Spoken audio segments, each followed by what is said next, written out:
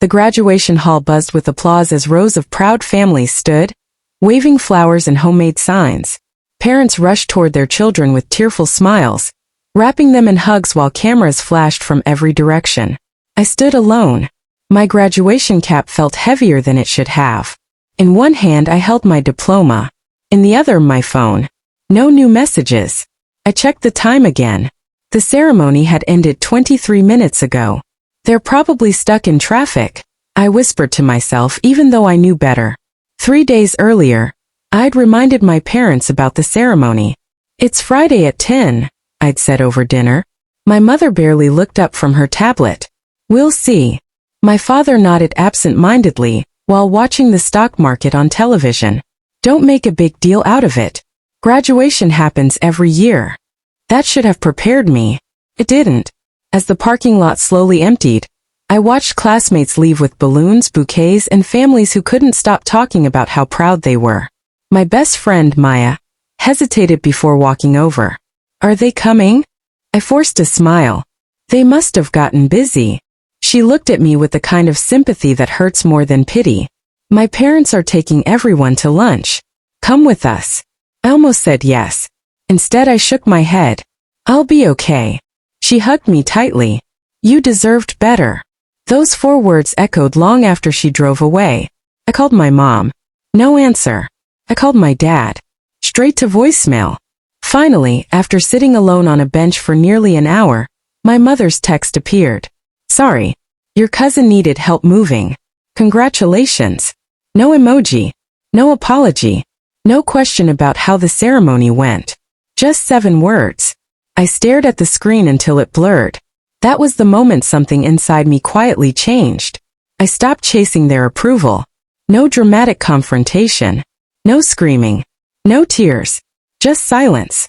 After graduation, I rented the smallest apartment I could afford and took a junior software engineering job at a tiny startup that barely anyone had heard of. The pay wasn't impressive. The hours were brutal. But for the first time, every success belonged to me. While my parents rarely called, I built a life they never bothered to ask about.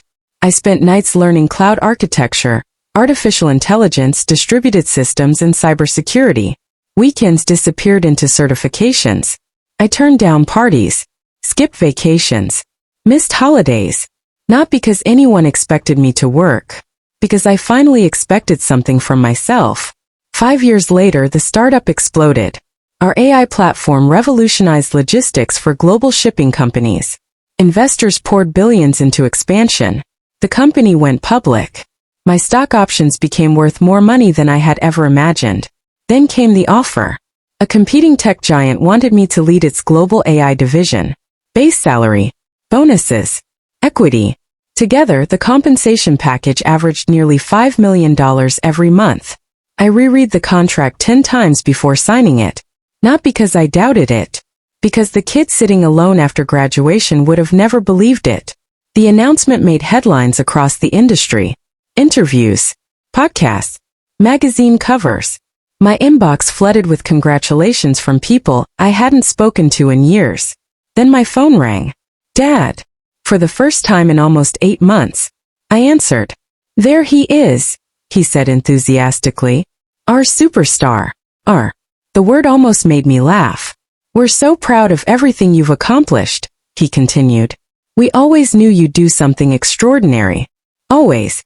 The same people who couldn't spare 2 hours for my graduation suddenly rewrote history. Mom took the phone. Honey, we've been telling everyone about you. Really? Because I couldn't remember the last time she'd asked what I actually did for work.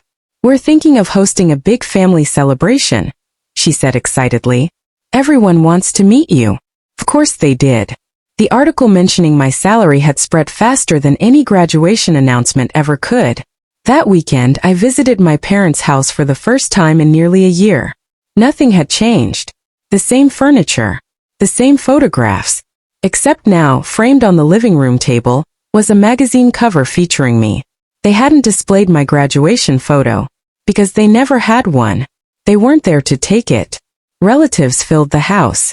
Uncles slapped my back. Aunts bragged about me to neighbors. Cousins suddenly wanted career advice. People who had forgotten my birthday for years now called me the family's greatest success.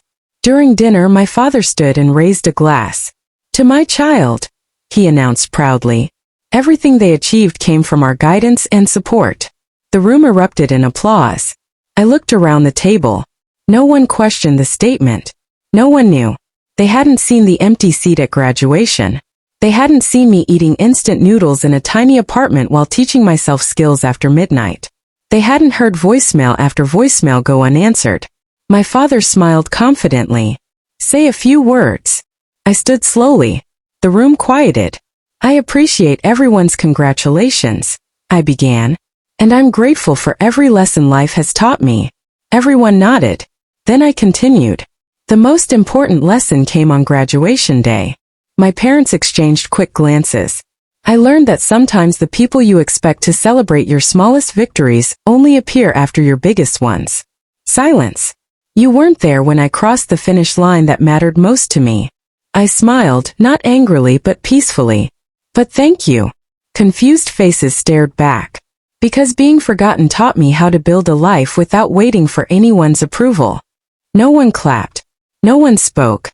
For the first time, the truth was louder than applause. I didn't need revenge. I didn't need an apology. The lonely graduate sitting on that empty bench had already won years ago. The money simply made everyone else notice.